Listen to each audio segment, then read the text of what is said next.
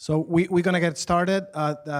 Welcome everyone to our second lecture of the spring lecture series. We are still continuing with the healing environments, global thematic.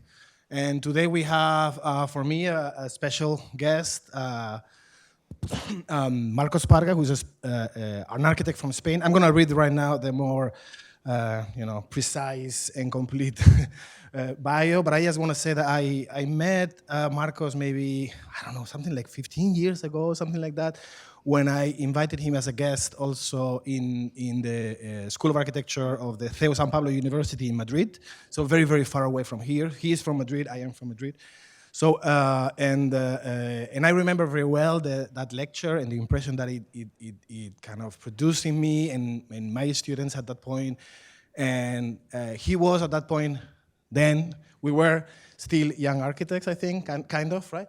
And he's still being in the early phases of his career, had already built pretty impressive work.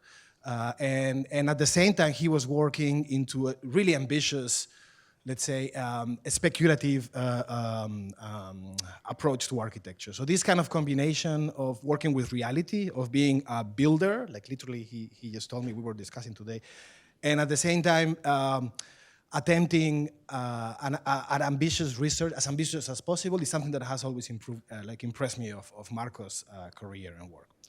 And now I go with the actual, all the data and titles and all those things, right? So Marcos Parga is an international award-winning architect and designer. He's currently assistant professor at Syracuse University School of Architecture, just going for tenure in a few weeks, pretty much, right? And finding principal at MAPAa, a design practice based in Syracuse and Madrid. His current research explores alternative ways of participating and evaluating the architecture of the collective, considering the impact of contemporary environmental, political, economic, and social issues on the built environment and its influence on creating the appropriate conditions for certain social changes to occur. Through his studio at Syracuse, the School of Architecture, through the studios that he teaches, he investigates emerging models of urban commons and new forms of domestic aggregations, questioning the political role of architects in shaping those alternative realities. Help me thank, with a big applause, Marcos Parga. Thanks for coming. Okay, so can you hear me? Okay, can you hear me, guys? Is this working? It's not working? It is on. Okay.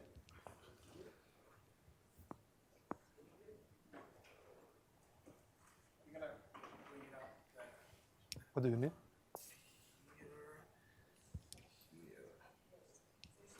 Try now? Now it's better. Okay. Okay, good afternoon, everyone. I'm super excited to be here. Thank you for joining. It's really fantastic to see you all here. Thank you, David, not David. I guess that people just call you David, for your kind presentation. Thank you for inviting me here. I think that also everyone that was involved and responsible for bringing me here. I will say that I was very intrigued by the series prompt. I guess that you came up with that prompt in a way to maybe activate different discourses within the lecture series by the framework for this lecture series, this idea of healing environments and the architectures and landscapes that emerge after the crisis, probably I would say a crisis, I don't know which one it is. It definitely resonated with my current work.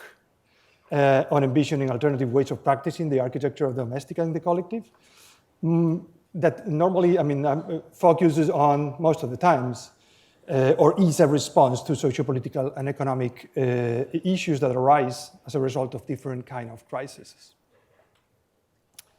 So, but today, instead of just focus on my recent work, I wanted to talk a little bit more about the process that took me here, a process that clearly shaped the way I operate today as a sort of thinker who is intent on practice. So probably it's the same as saying maybe a designer that is interested in theory, okay? So I chose this title, Two Houses and a Suspicion, first because as a young architect, at the beginning, some of my first commissions were related to domestic architecture and represented my first contact with reality, but also because throughout my practice, I found out that housing is maybe the most productive field for an architect to think about, to speculate on, and to bring about social, environmental, and societal change to the world, and therefore to the discipline. This means that working and thinking about housing always requires a constant re-evaluation of your role as an architect within the society, and consequently, a continuous recalibration of your own production. Both processes are usually triggered by and grounded on initial suspicions that, as well as we will see later, I have been using as a sort of operational tools. Today, I will present 2 houses and 3 residential proposals, and I will try to explain how each of them are the results of a steady process of unlearning. So I would like to start with this book to reveal the potential of such processes of unlearning. Written in 1971 by Ivan Illich, the schooling society destabilized school-based education by calling for alternative institutions in order to dismantle what he understood as a perpetuated, compulsory, and dysfunctional system. Long story short, in the book, he was advocating for the construction of a new paradigm, moving from education to liberation through processes of unlearning to learn again. I also like to introduce another interesting experiment, probably more architectural and probably inspired by Illich's arguments. The Global Tools Counter School that took place between Florence, Milan, and Naples in the early 70s was another attempt to create an alternative to the institutional model of education that at that time in Italy was represented by the university, and doing it through an extreme and disruptive process. This assault on institutions was led by the so-called radical architects, whose work in the previous 10 years had been focused on defying architecture's status quo, and who, during the 3 years the school was operative, fed a unique ecology, I think we lost, ecology and environment, an environment for incubating new forms of production, a sort of a named but fertile school, or rather anti-school.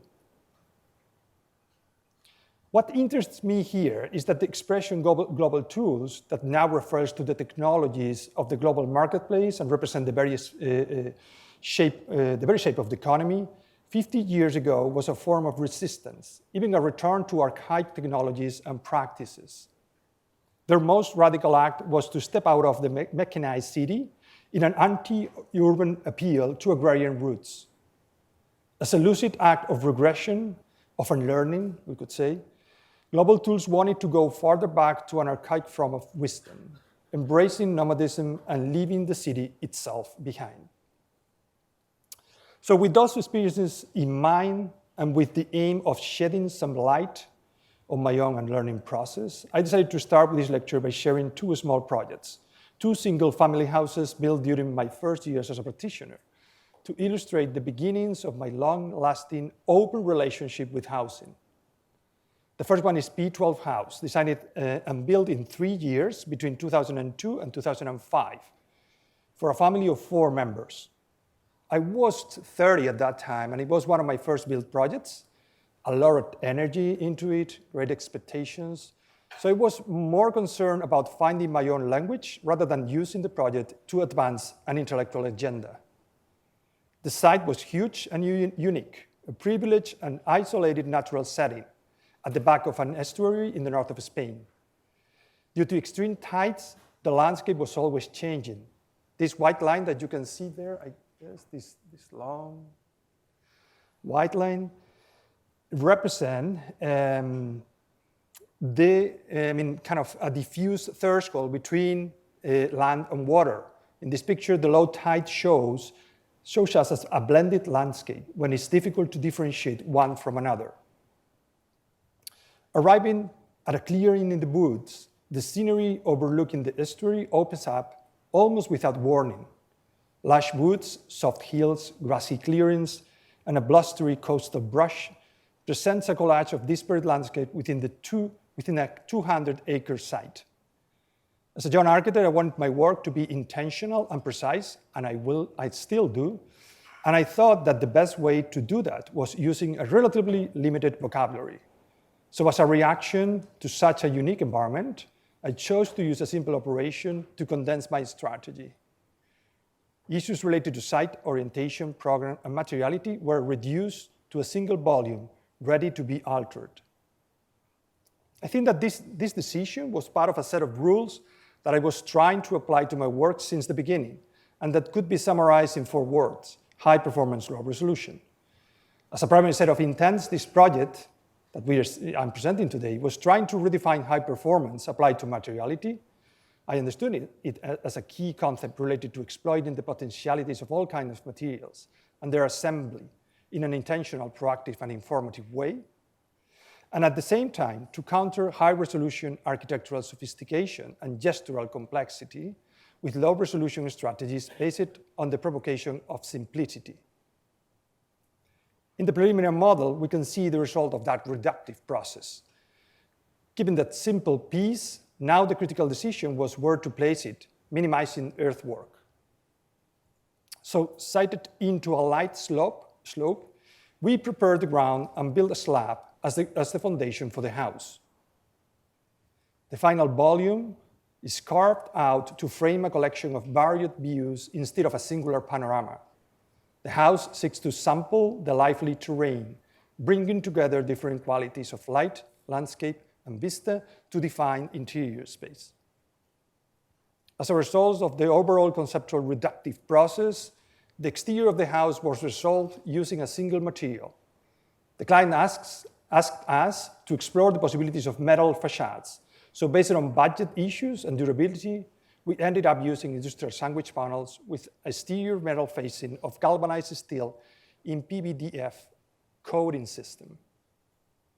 From a functional perspective, the plan in both floors is organized in 2 bands: service spaces in black, principal rooms in pink, and the main circulation in between. Through this collection of sections, we can see how the external envelope hides a multiplicity of spatial operations that organize the entrance. Also, you will see that the car is also really important in this way of organizing the parking space within the 2 volumes in the lower level. The vertical circulations inside, the main spaces within the house, like for example, the living room here, and the views. As a young architect, I also wanted to see my work out there, of course. And I was interested to see and realize how different the house performed depending on where it was published and who was analyzing it. That was a really interesting process of understanding the media. The second house that I want to share today is the U house. Designed and built between 2009 and 2015 for a family of 5, it follows the same logic and systematic thinking that we had tested out in the P12 house a few years before. Located in a small village in the north of Spain, surrounded by an incredible natural landscape, the house was meant to activate and organize a huge site, predominantly flat. So given the initial conditions regarding family configuration, site context, basic program, and typology, our first goal was to respond to all of them through a simple piece that should organize the relationship between the house and the landscape. As in the P12, the new addition doesn't try to merge with the surroundings, but to explain them. So the final volume was generated as the final manifestation of spatial reactions to specific conditions. First, the clients asked for a single-story house with a clear functional division in different modules. As you can see there are 4 modules, and in each of them we have different kind of specific functions. But also, local regulations played an important role in the final articulation of the proposal. It was mandatory that the new house should look like the houses around it. And as you can imagine, this was pretty challenging, no? And it was challenging because what we found was this: the traditional Cantabrian house. Cantabria is the region where we were working. This house, also known as Casa Rural Montañesa or Rural Mountain House, was made of load-bearing masonry walls, 2 stories, pitched roof with ceramic tiles, and usually incorporating a roofed outdoor space called solana, that we could translate as solarium, used as an extension of the principal spaces in the upper floor. So it turned out that this piece, the solarium, an important feature of the vernacular architecture of the area that responded to local climate conditions, would become the element to connect past and present, and for us, a natural way to integrate regulatory issues into the project. We disconnected it from the upper floor. Of course, we were just working in a house with one single floor. And attach it to each volume, as you can see in these diagrams, generating an interesting environmental strategy based on this simple and effective passive system that controls direct sunlight into the house. This simple strategy, coupled with thick concrete slabs that function as heat storage elements and cross ventilation, reduce energy consumption to the minimum. I don't want to spend so much time with this project, but I will go quickly through some of the documents without much explanation. We can go back to this maybe if you have any questions at the end of the lecture. So this is the site plan. I mean, we decided to place the house that is also long and narrow, as we saw in the P12 house, next to the road that is here, and then the house is open up into the views that are in this direction and also in the south orientation. The plan is organized in 2 bands, but in this case, to differentiate circulation spaces in the back and living spaces facing the south facade and the views. So the circulation is here from the entrance and the parking space. The circulations are always going through this back facade, and then getting access or giving access to the different elements that organize the domestic life inside. So as we can see in these 2 pictures, we generated a volume with 2 clearly differentiated facades. The back facades a little bit more closed. The main facade open to the landscape and framing the views. The entrance replicates what we did in P12 with the car as an important element in the functioning of the house. And the updated solariums attached to each of the main volumes are working here as transitional spaces between the interior and the exterior and as a valuable passive system of climate control. The roof organizes the flow inside the house, probably, and since it unified the 4 volumes, from a technical standpoint, this was the most challenging element during the construction process. Here we can see the geometric definition of some of the details of the mixed structure used in the construction of that roof, using local materials and techniques. Again, the different sections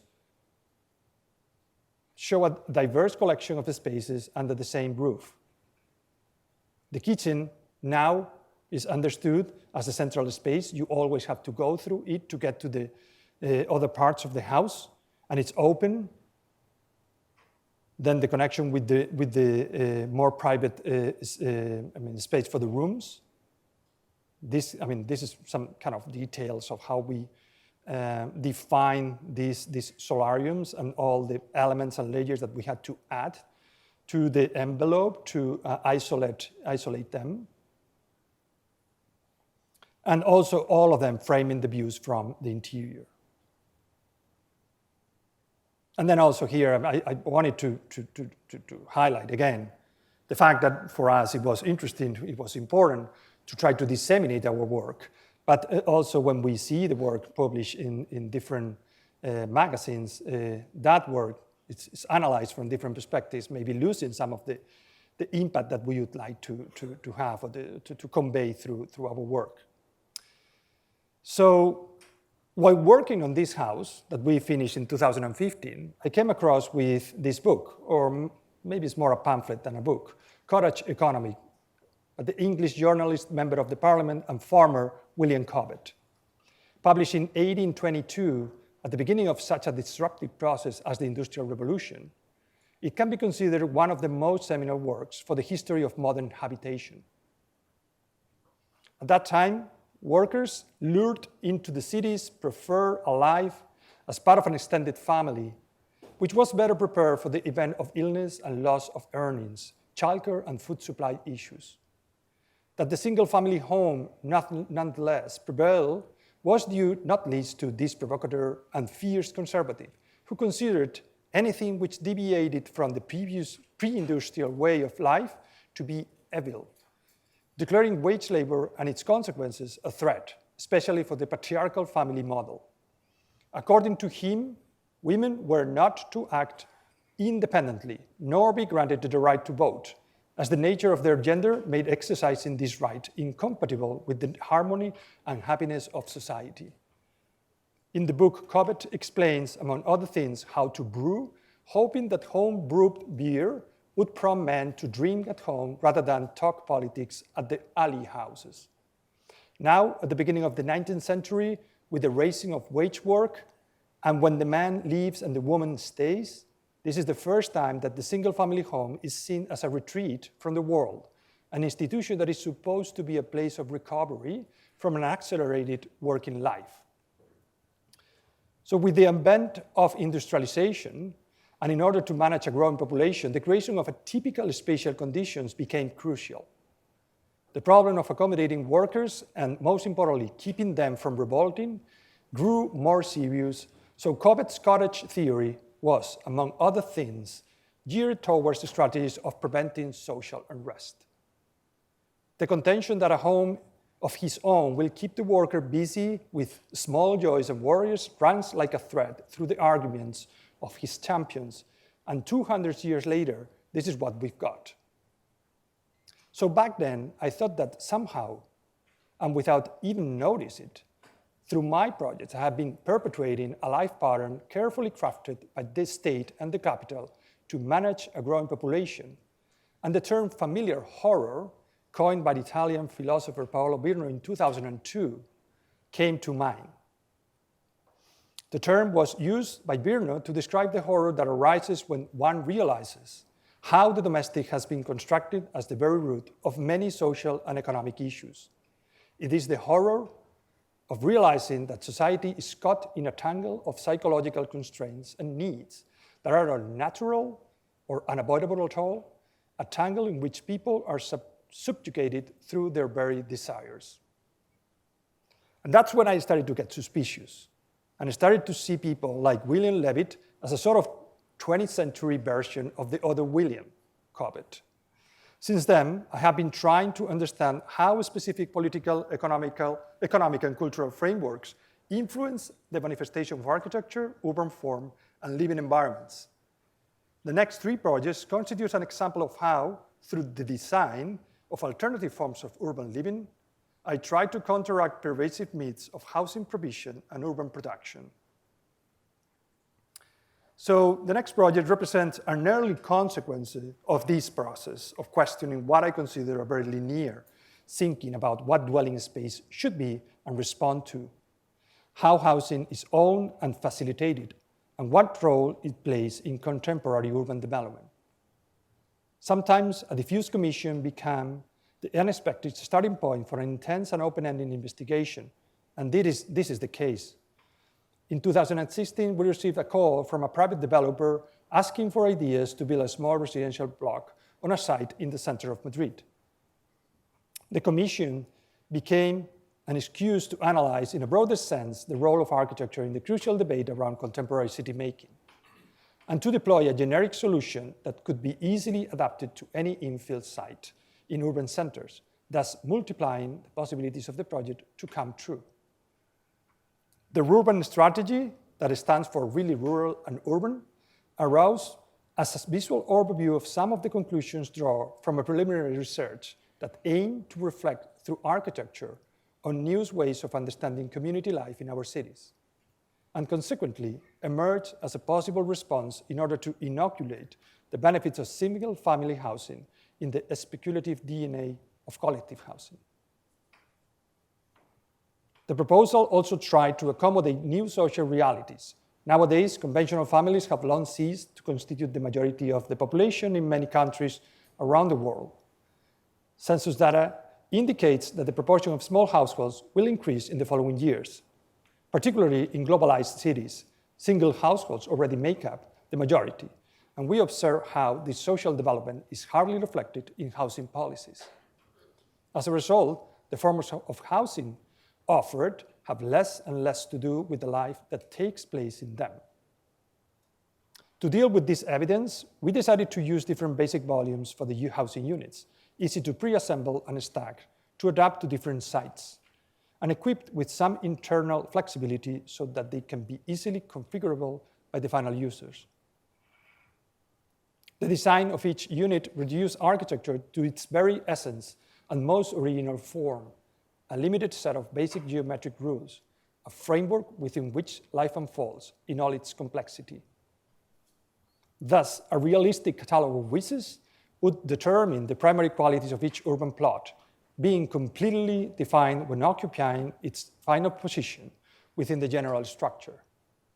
In a purely practical sense, the disparity of volumes combined in height will promote the desired porosity, multiplying the system's adaptability to any site, and generating an environment of variable density composed by the stacked basic volumes arranged to be inhabited. Among them, interstitial outdoor spaces are treated as valuable extensions of the inner life. The result was an unusual collage of elements, a composition of fragments representing the collectivity. Faced with the traditional neutral envelopes that give a unique and representative image of the whole. In our proposal, the entire building is a sum of individualities and identities, a form of expression of the desires, aspirations, and activity of each inhabitant. So most recently, I have been able to develop my work more precisely through specific projects that now address the need for a new speciality to house our shifting societal relationships, involving topics that are grounded in architectural discourse, yet look at fields like anthropology, urban design, geography, and gender studies to broaden the role of our discipline. Generally speaking, my current work and research explores alternative ways of practicing and evaluating the architecture of the collective, considering the impact of current environmental, political, and social issues on the built environment, and using architecture to catalyze and frame new domestic rituals and traditions. The resulting and interdependent design-based research projects operate within the framework of standardizing diversity, a broader and ongoing investigation initiated in 2018 that, through a varied set of complementary formats and approaches, uses this oxymoron, understood as a rhetorical device that juxtaposes concepts with opposite meaning within the same phrase, to explore the conceptual friction between the two words. The research has been developed in different phases or interconnected chapters and has been manifested through complementary mediums like participatory actions, essays, speculative projects, and exhibitions. The second one, retroactive tools, communal updates for domestic takeovers, builds on some of the topics interrogated in the previous chapter, but introduces a new perspective as a reaction to the COVID-19 global health crisis, when at the beginning of 2020, all aspects of our lives were severely impacted and transformed by the pandemic. The proposal looked into new routines that affected us all to realize how deeply the global lockdown turned our domestic receptacles into the only physical environments rarely available, accelerating an already prevalent mode of experience the world while living indoors, and forcing a new perspective on familiar and personal interactions. This research crystallized in 2021 as Meet Your Neighbors Again. Halfway between essay and visual provocation, the work delves into the heterogeneity of households and proves the multiplicity of domestic meanings with the aim of producing useful and operative knowledge related to a wide range of issues affecting communities and urban systems. It emerges as an invitation to reflect on how we might otherwise imagine and inhabit our inherited domestic spaces and how we come together beyond the effects of the COVID-19 global health crisis, when new forms of solidarity and care should arise and be exercised. This initial approach, which places domestic space and communal structures at the center of the social debate through architecture, harnesses the growing and transformative power of non-regulated collective action and bottom-up initiatives to subvert the current real estate logics and envision alternative futures for our domestic aggregations. However, with most of the housing of tomorrow being already built today, it also draws attention to the need to adapt our current models to the social challenges to come, reflecting on the political role of architects in facilitating the process of self-determination and co-production of space. Accordingly, and in order to stress the theoretical implications of design possibilities of working with the existing, this spatial simulation arises as a useful tool to question our evolving relationship with the physical environments that structure our coexistence. Advocating for small everyday interactions within our private realms becomes a key part of a process that might help us to move from wondering what architecture can do for us towards reflecting on what we can do with the architectures we have been given.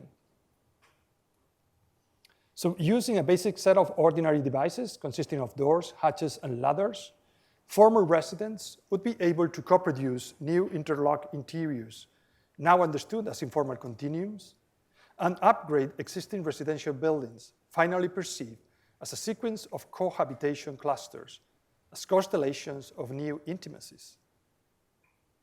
Therefore, through this relatively limited catalog of building components, the proposal operates within and against in a retroactive mode, turning obsolete typologies tightly linked to the development of modern housing into timely frameworks waiting to be altered and become real backdrops for those collective practices that define the texture, substance, and importance of the everyday. The third chapter expands on the conclusion drew from the second one and addresses some of the contradictions found at the core of contemporary urbanization. Cities and urban regions are expanding rapidly and exert a growing political and economic dominance, but at the same time, they are steadily cannibalizing their own foundations. Cities are more populous and powerful than ever before, but they are also becoming more unequal, more segmented, less accessible, and less welcoming for all but the very wealthy. This self-undermining quality is best illustrated by the struggle for housing, which is a major problem in nearly every big city. While seeking to provide appropriate, sometimes even radical and emancipatory solutions to the problem of shelter, housing has always been a spatial instrument of governance. And in its aim to make society manageable and calculable, from the very beginning, housing both explicated an idea of functional differentiation between productive and reproductive activity, between labor and leisure, and insofar as its inhabitants were framed into objects of value for the capitalist system, demonstrated a proclivity for becoming subject to commodification. Housing, or what has become the anonymous building mass in between the imperial, religious, and bourgeois monuments of the city, shapes the appearance and organizes the logics of our cities, ultimately determining how societies are able to form and live. Especially in globalized metropolis like London, New York, Hong Kong, LA, unaffordable and insecure housing is driving displacement and precarity on a grand scale, making urban centers unlivable for many.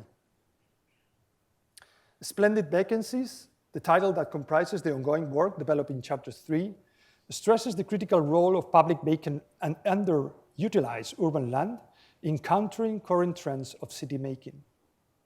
It builds on past initiatives and design studies focused on the potential of small-scale infill housing to contribute to the city's affordable housing needs.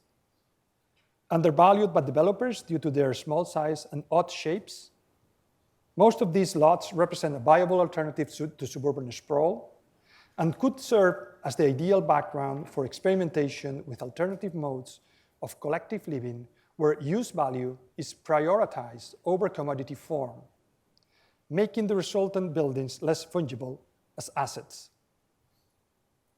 So Splendid Vacancies is an ongoing collection of small-scale urban housing prototypes that occupying leftover spaces and addressing, maybe reacting to specific conditions of different cities and their neighborhoods across the US, explores the potential of alternative ways of initiating, funding, and operating buildings dedicated to housing in metropolitan centers. This first case study is New York City. The prevalence of unoccupied public land, its socioeconomic inequalities, and a long-lasting housing crisis, among other pressing issues, make this city a fertile site for experimentation on housing alternatives, new collective forms, and urban ground activation. The proposal learned from the resurgence of the informal city within the discourse of architecture and urbanism. In times of economic recession, the informal is often advocated as the solution to the evils of the neoliberal city. A key element here is infill architecture, in which housing is reduced to a flexible framework customized by the inhabitants. This conception of the house responds to the rapid growth of cities, but it is also promoted as a way to encourage participation from the residents themselves in building their own environment. Against over-designed architecture, the infill model is celebrated as a way to give space to inhabitants' creativity.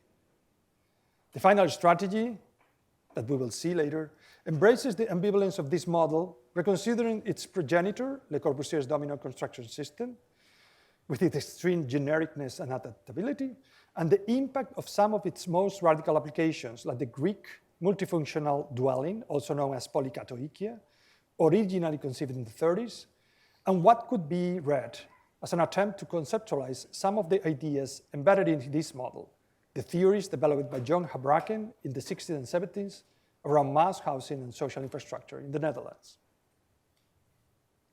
Our final strategy that embraces the ambivalence of this model was developed in 3 parts: as a siteless prototype that explores the potentialities of new forms of collective living, as application of the prototype to specific sites, and as an urban strategy that uses urban voids in New York City as testing grounds for communal governance.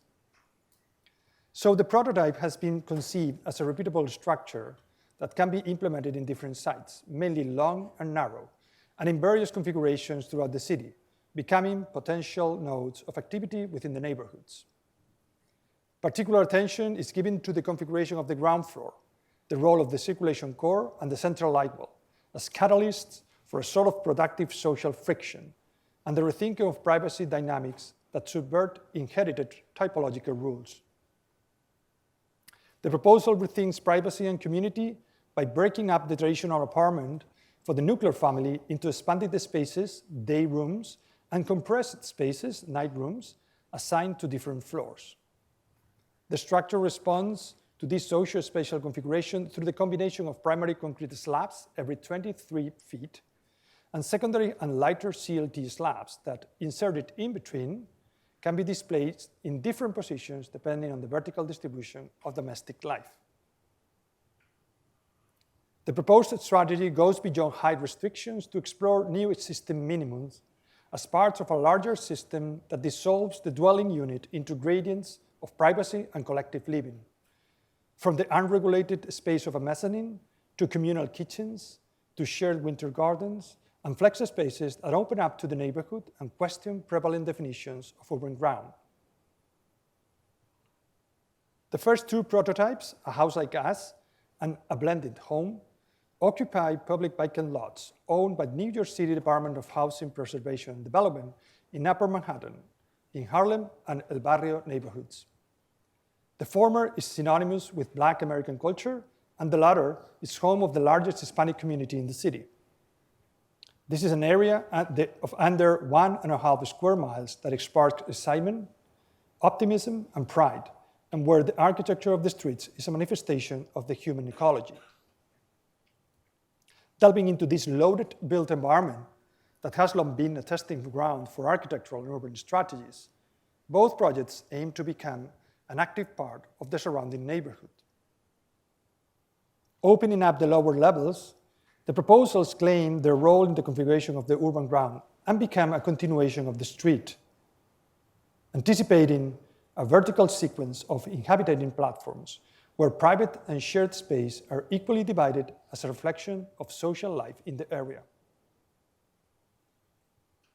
Those platforms are activated through interior distributions that use the cell as the basic element to set up three potential forms of living: traditional schemes based on rooms, more open and underdetermined spaces around them, or even multi-story clusters to test alternative domestic ecologies.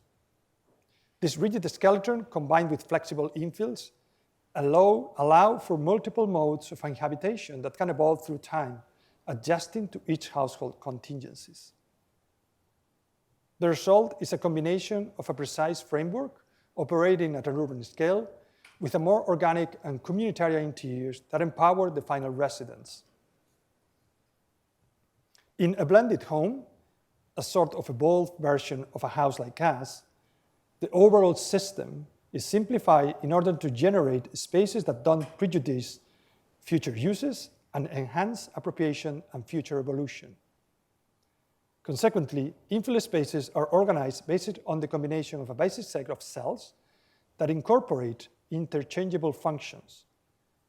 In the expanded floors, these pieces float around a central programmatic element, the attached front porch. This quintessential component of the traditional American suburban and rural home, with its outdoor nature that makes it unique, placed the private life within view of the public life, providing a space for people to engage with their community while remaining within the comfort of their own home. When applied to an urban context and as part of a vertical aggregation of homes, this updated version of the front porch expands the communal nature of its predecessor to become an antidote against social isolation and exclusionary forms of ownership. Understood as an extension of the central light well, this shareable portion of the home provides a sort of buffer space that negotiates the transition between the social core and more private areas within the household. A small kitchenette, when required, is attached to the porch, exploring the potential of cooking with others as a vehicle for further socialization. Both prototypes offer a building scheme in which individuals live across the entire height of the building. This distribution is accomplished through the pairing of day-night floors with room repository levels, where different types of rooms are available for renting by the residents and external tenants alike.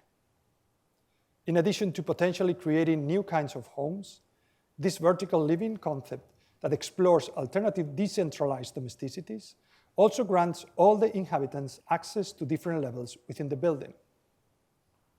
Usually, elevated floors are available only to those with the means to rent or purchase them, so redistributing the spatial privilege of living at a height has the potential to be more than just a symbolic organization, as it undermines the creation of luxury units at higher floors and hence the creation of a socioeconomic basis segregation within high-rise residential buildings.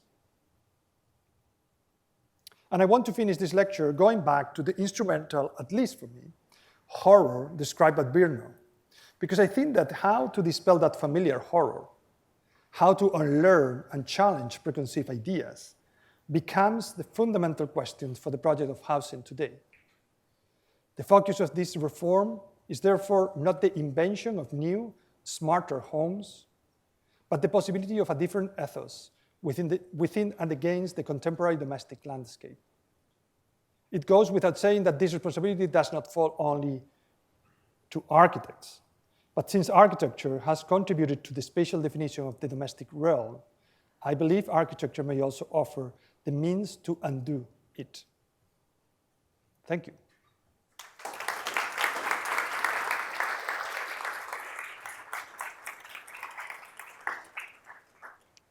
Too short?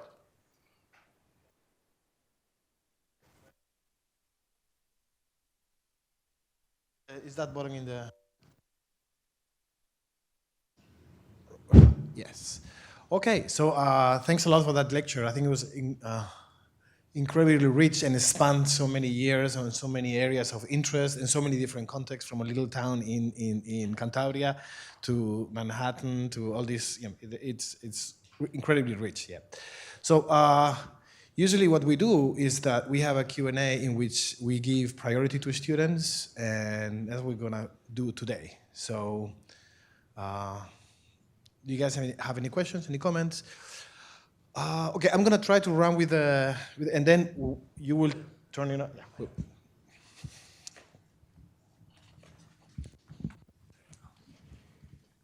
So currently, me and my partner are working on kind of like low-income housing for like homeless people on Skid Row. And one of the things whenever we're thinking about program is the fact that there's so many different types of users that we're trying to accommodate. And building up, we're also in kind of an ugly little nook where it kind of faces a good portion of just ugly older buildings. And so we kind of have to think programmatically whenever we're building up, and because we only have like a few views. So I guess I was wondering, whenever you're going through your process of designing and thinking about program, is there a hierarchy between like the types of programs inside of your programs that you use? Like where do you, like when you're building up and you're deciding to build up, does your program change as it goes up, or is it all just like mixed together usually? Like how do you go about accommodating so many different types of people?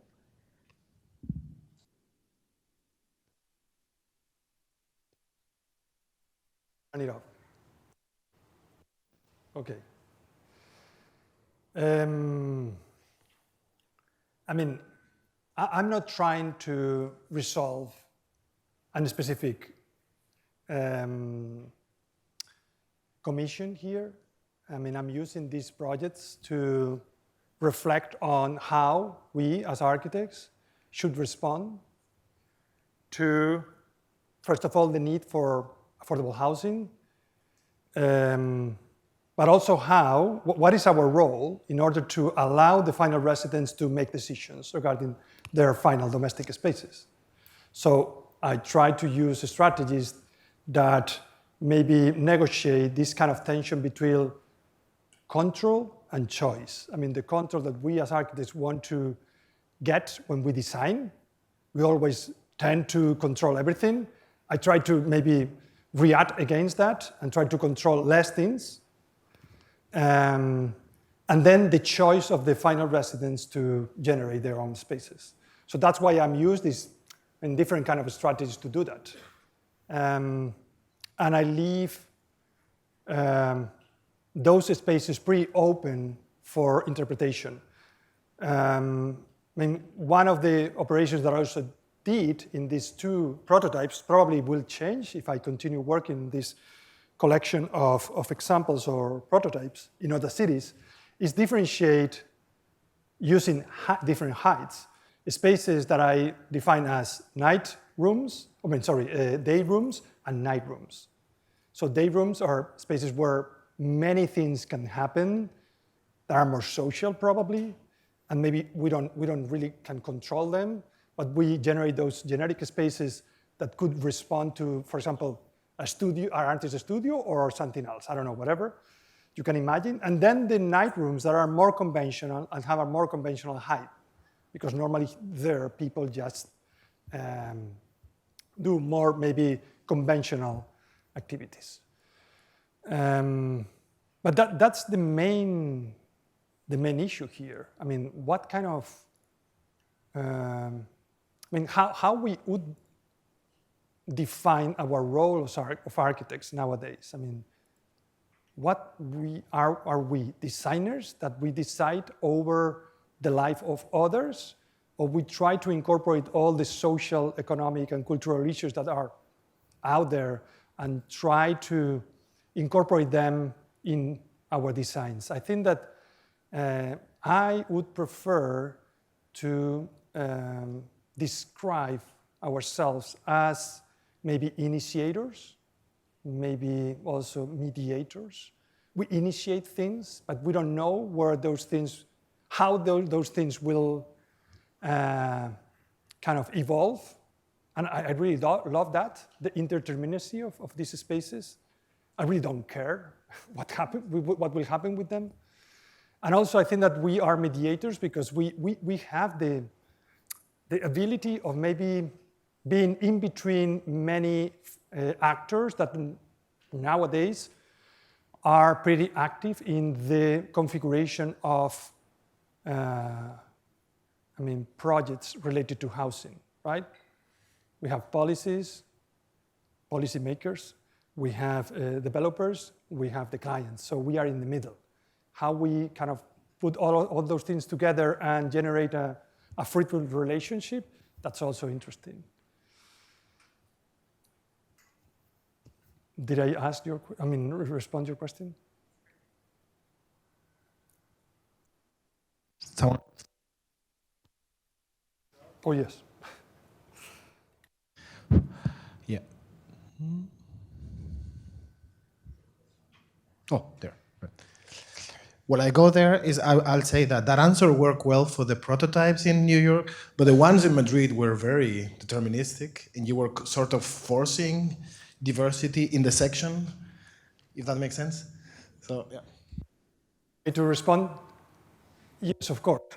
I mean, there's a difference between the project in New York City and the project in Madrid. I mean, they are completely, in fact, I mean, I just show, I mean, this lecture, I don't know if you got it, probably yes. I mean, I am criticizing myself in a way, in a certain way. I mean, how I operated when I was young and how I am operating as a more mature architect. So, yeah, I wanted to present some kind of stages of this evolution towards something that is more like what I have described right now. No, I mean, so yeah, I mean, I was starting to moving towards something different. I mean, as many of us in Spain, there is a long tradition of experimenting with social housing. So, as many of us, I participated in many competitions. I didn't win any of them. I was almost there, but I mean, what I thought before I started with the urban strategy is that all those kind of projects were interesting in terms of maybe more formal strategies, but they didn't really counter or criticize the way we live, because we were repeating some models that we were asked to repeat in the brief, right? So we didn't reflect on the configuration or what a household is and who is gonna inhabit it. So it was like, okay, there is something wrong here. That's why I stopped doing competitions. Probably was too risky activity. And then I started to use my research to try to counter that model. The first step was urban, but obviously it is a little bit outdated right now. If you look through the eyes or maybe through the lens of my current research, for sure. So this is an interesting sort of continuation of a discussion we were having in a class of mine yesterday about how do you start to identify space? Is it up to the architect to identify the space, or is it up to the user? Because you have issues of, say, like some of Frank Lloyd Wright's houses where he gets down into the details and over-designs it to the point where he's designing the furniture and the silverware for the house. Or say the Farnsworth house where Edith Farnsworth absolutely despised living in that space. So maybe my question here is, where should the architect exert their control, or should they at all, so that the user is the only one identifying the use of the space and its design? I mean, it's an interesting discussion, and maybe there are different kind of approaches to.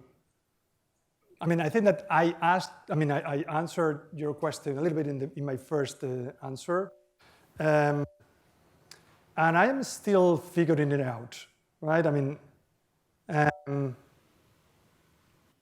we always, as architects, as designers, we are always present, because even though we generate spaces that deal with indeterminacy, we have to design them. I mean, it's not just about generating an empty box and allow people to do whatever they want inside that empty box, you know? I mean, it's not just about that. It's not just generating or designing generic spaces. We need to incorporate specific issues, features, elements that activate those spaces in a specific way. And if we are talking about domestic space, for example, incorporating a kitchen or not within the household, that is a really, really big move. And it's not about designing anything. It's just removing one part from a more conventional way of understanding a house or a home and share it.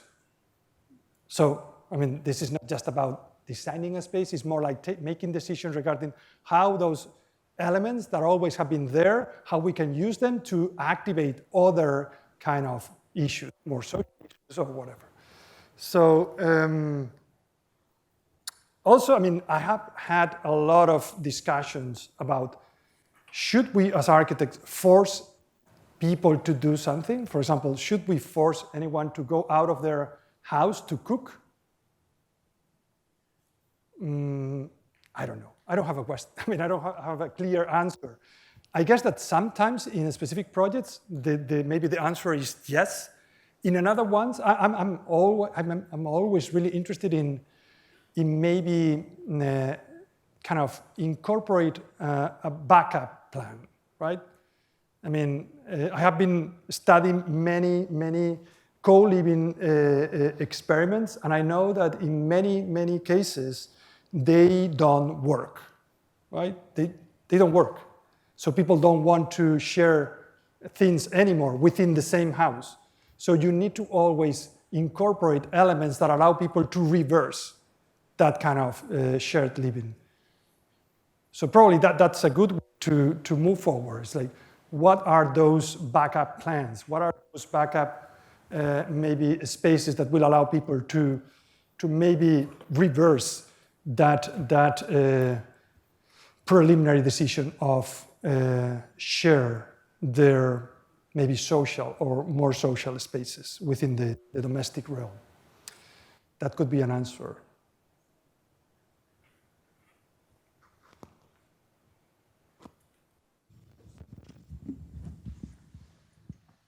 Who's next?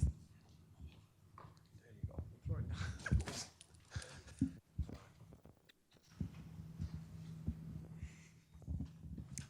you. I was interested at the very end when you were talking about ethos. Sorry. When you said that the goal is to undo the old ethos and replace it with a new ethos. And so I was wondering if you had a definition for what that old ethos is that we're trying to undo, and if you have a clear definition of what you're proposing to replace it with. Interesting question. Ethos. Probably you cannot read it from there, but ethos is the characteristic spirit of a culture, era, or community as manifested in its beliefs and aspirations. So, I mean, what I'm trying to say here is that, well, and also when I say undo, that is the same as, I mean, in a way, unlearn. We need to maybe reflect on some kind of inherited ways of looking at things or understanding specific things, like what a family is, what maybe gender roles are maybe being preserved through specific ways of designing a house where the kitchen is, who is meant to be there, right? Also, preconceived ideas about ownership. What does it mean to own something? Do you need to really own a specific portion of a building? Or maybe it's more like you own a share, right? For example, in co-living, you own a share You don't really know exactly what part of the building you own, so you take care of everything, right? So that's what I mean when I say undo, unlearn. Just try to reflect about that. I'm not saying that the previous is wrong, but I think that we can move forward and maybe respond in a better way as architects, because that's the thing. I think that in doing this, I will become a better person for sure, and I think that is interesting. But I guess that it's more focused on how I operate as an architect within an ever-changing society. Every single year, our societies become more complex, and we cannot stop just thinking that our work will not change, will not evolve with this society. And this is what I'm trying to do. The only way to evolve and to change is unlearning, undoing, reversing some specific issues, maybe raising awareness about the specific issues.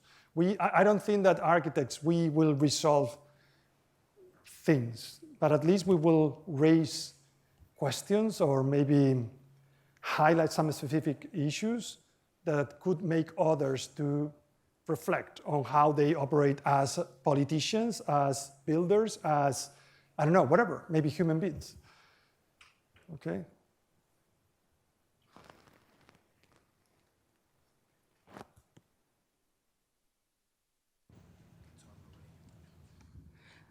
Thank you very much.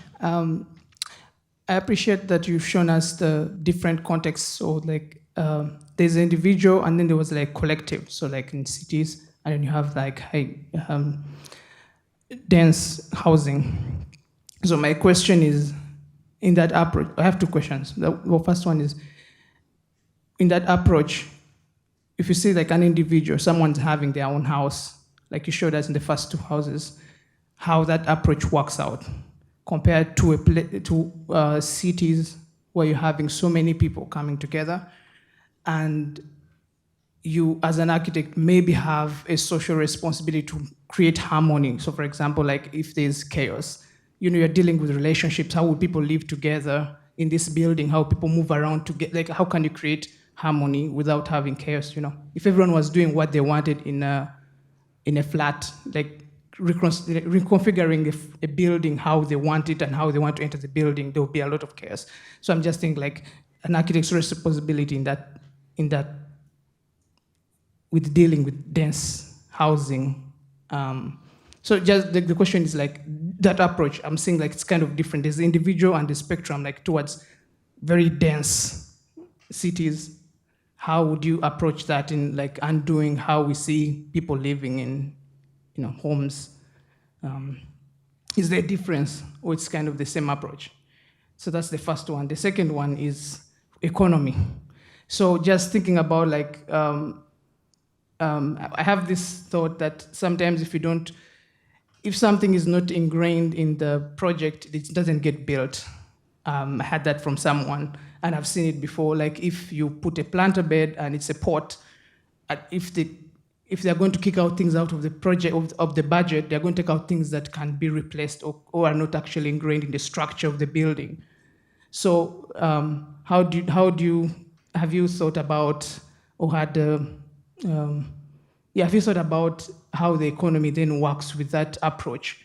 Because people then get to, is a building completed, like, an apartment and all that, you actually put everything in, the plumbing and all that is finished, then people come and use the building. Whereas if you leave it open for people to move things around or keep building, the economy in terms of the building keeps growing, so money keeps going into this building and so much is happening. So that means it's a different kind of approach. I have fixed budget, I get the building done, people live in it, it's done. Whereas in this approach, it's kind of, it's done, but not yet done, so it keeps, you're allowing for people to keep allowing money to flow into this building, and what does that mean in terms of its life and what is happening to it? Anyway, those are the two questions. Yeah. Thank you. Can I hear? Yeah. Sometimes it works, sometimes it doesn't. First of all, I mean, the projects that I presented at the end of the lecture, they are speculative. So I am not I'm not that focused on how to build them. It's more like exploring other ways of understanding communal living, okay? But in any of them, I think that people will change basic infrastructures within the building. So the kitchens will be in a specific place, and they will be all on top of each other, and they will not be able to move them around. The only thing that they will be able to reconfigure are how to organize the life, maybe partitions, and maybe also these kind of mezzanines that I incorporated as spaces of opportunity, because, I think that we tend to live more and more within the household in pockets. You love to be in your room. You love to be isolated, even though from your own family members sometimes, no? So I'm allowing people to maybe explore the potentialities of unconventional spaces like a mezzanine, to maybe generate those pockets to get isolated, you know? So those are the spaces where I am allowing them to maybe to have a word on the configuration of them. And it's not that big, you know what I mean? Will not affect the economy or how expensive one of those units will become, okay? Economy is obviously part of the equation for sure, because sharing is always something that allows for more affordable housing. And also maybe this kind of cooperative way of initiating this communal living also is, normally is kind of started by a more economic reason. No? It's like, let's get together, a group of people, let's buy a plot and try to make decisions regarding what we want to build. There is nobody saying how big our building will be, what materials are we going to use. We're going to collaborate with the architect to make decisions. So, at the end, it's also an economic issue. So economy is always at the core of these proposals, for sure. The first one, can you remember, remind me the first question? Relationship, like the approach in the spectrum, so individual. Oh, yeah. Yeah, I'm not that interested in kind of single-family homes right now. I'm interested, of course, I would love to design single-family homes, but in terms of my research, as every single family or maybe household, I don't know how to describe it, or group of people that are living together, they have different perceptions and needs and money. I will respond specifically to each of them. So I cannot maybe theorize about it. You know what I mean? So I'm much more interested in communal living because I don't know the final users. And that's the challenging thing. I don't know them. I don't know who is going to live there. And that's why the response should be more kind of open and I don't know, speculative in a way, right? So I guess that is there where we can advance knowledge about collective housing. Single-family home, as I said, I have been repeating what William Cobbett kind of was advocating for, almost 200 years ago, single-family house. This is my realm. I will make decisions about that. What I do when I have one of these commissions that I have some, I try to show this group of people that want to live together that life is really long and maybe things will change. In fact, these two families, the families that asked me to build these two houses, now they are not families anymore. They are separated. So maybe if it were now, I would say, okay, let's organize this house so that we can split it in two parts. So you can live with your kids here, and nobody has to get out of the house, right? I don't know, maybe you think in that way. Probably yes. Right?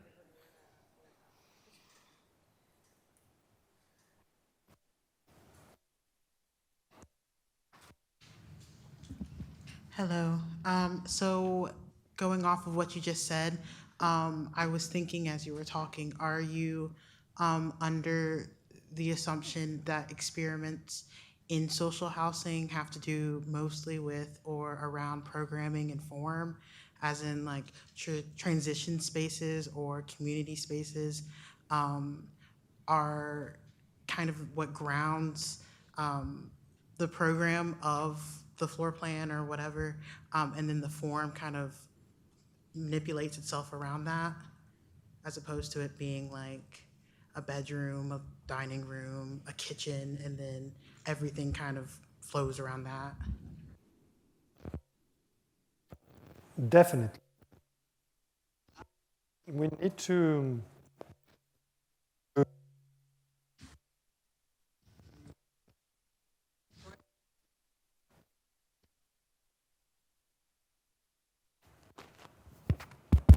sometimes it works, sometimes it doesn't. I don't know why, I'm not touching anything. So, I mean, I like to maybe describe, I'm not the one that coined this term, to describe the way that I analyze or understand functions or distribute functions within the house as of spaces. I mean, I don't assign a function to each space, right? I mean, unless it's a bathroom or a kitchen. Of course, in that case, we cannot change that. But the others are pretty open, and I try to keep them open, because I don't know how do you would like to sleep, or who do you want to sleep with, or for how many hours, or if you sleep during the morning, or I don't really know.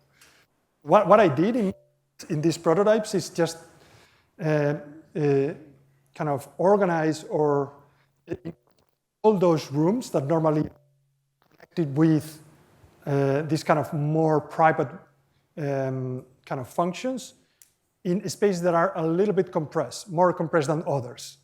But it's not because I think that those spaces should be compressed. It's because I think that the other ones should be more expanded, because I mean, what we could call the day functions are less predictable, right? So I don't know. I mean, let's give them more space, and something else could happen there. I don't control it. So that's how I would like to operate. I mean, I don't assign a specific function to most of the spaces within the household. And that allows me to keep everything pretty open, right? I think it's okay, right? It's enough. Probably a Q&A kind of session that I've ever been. Do you have more questions, guys? That's pretty easy. Yes, now. I'm looking up.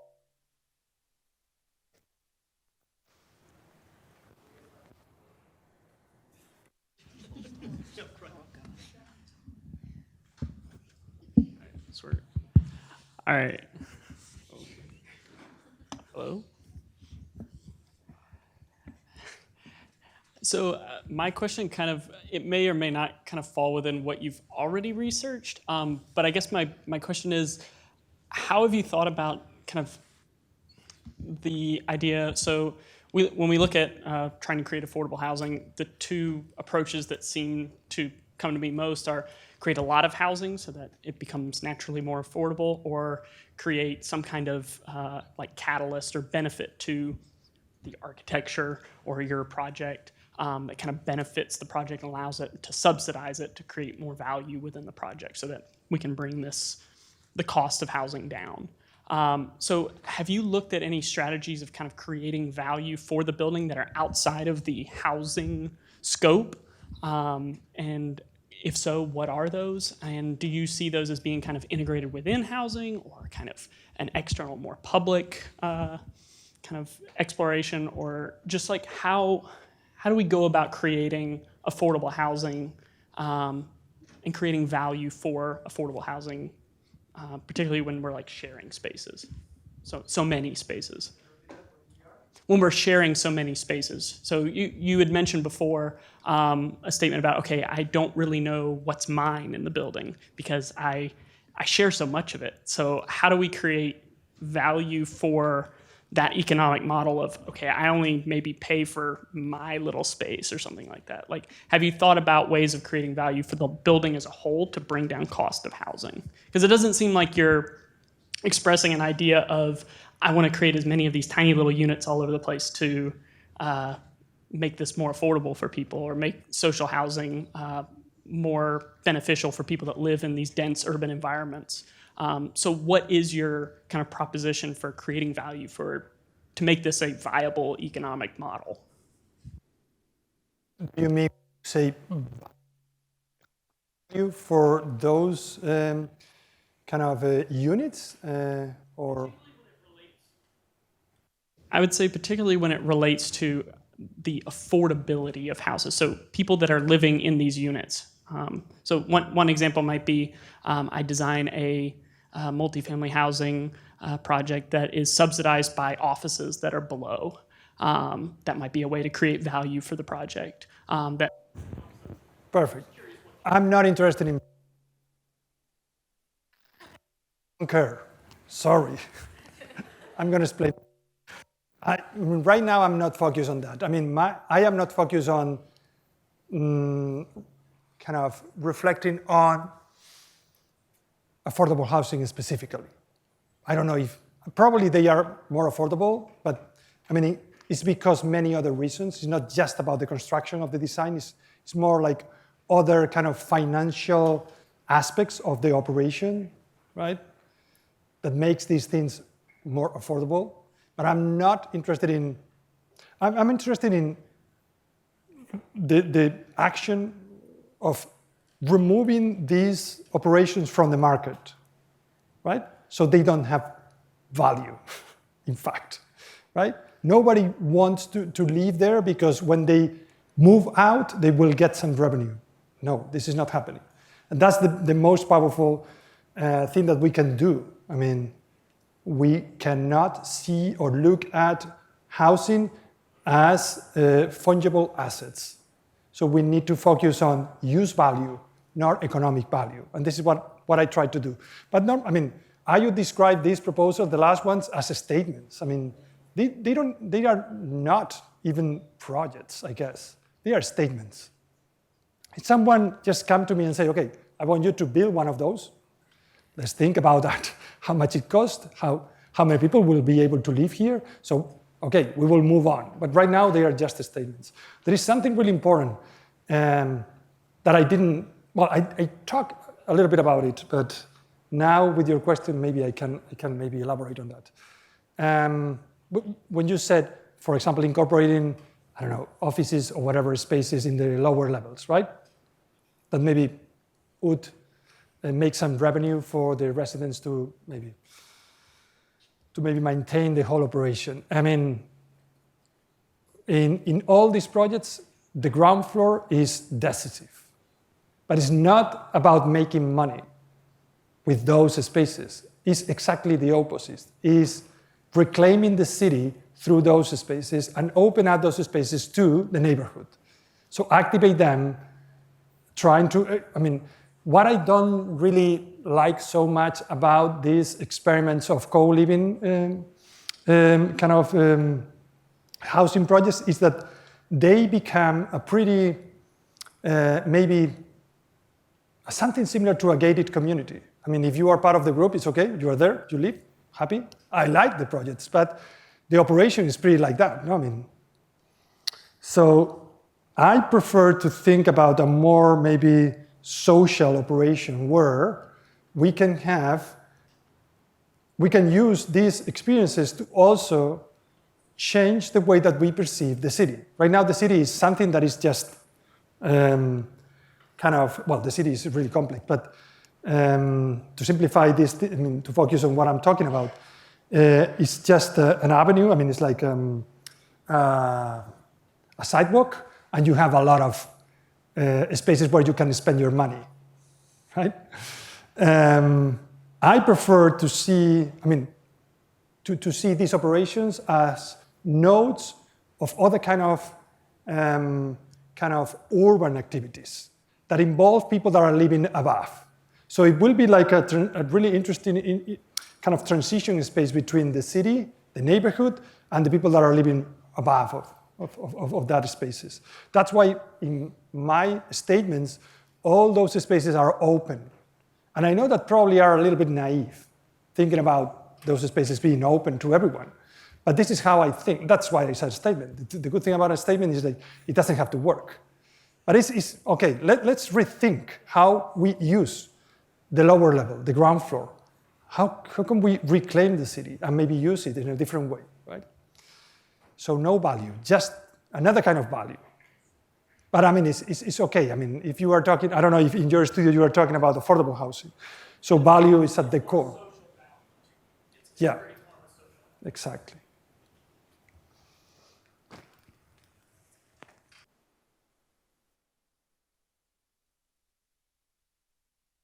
So if there is no other question, I think we already asked a lot of you. And I think that was actually a really, really exciting and extremely productive conversation, more than you know, for sure, for the, I don't know, 50, 60 students or of the students that are in this room now. Because those are exactly the issues and the questions that we are discussing with them these weeks. So, well, for that and for the amazing lecture that you gave us, I think I want to thank you, and it was a great experience, I think, for everyone, and that we're gonna remember the whole semester for sure.